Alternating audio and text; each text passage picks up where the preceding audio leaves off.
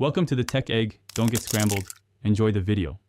You're already past basic setup, so connect to the SQL server with an account that has create Schema or DB owner rights. Once connected, pick the database you want to modify and either right-click and choose New Schema in Object Explorer or press Ctrl+N and open a query window to run TSQL. Start with a clear schema name that matches your naming policy, because once created you'll reference it in object names. Make sure to confirm permissions now. This avoids surprises later. Now define the how and why.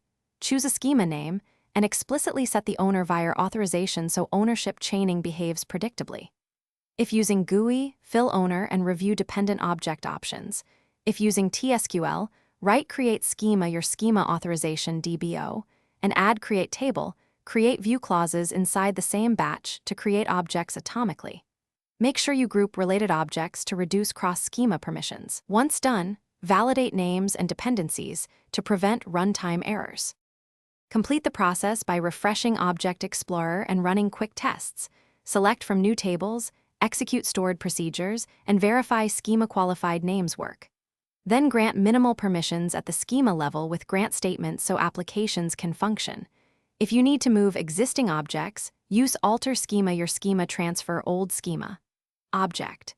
If something fails, check role membership and ownership. Often a permissions or ownership chain issue blocks access. Fix that first. Thanks for watching. Consider subscribing if I helped unscramble your problems.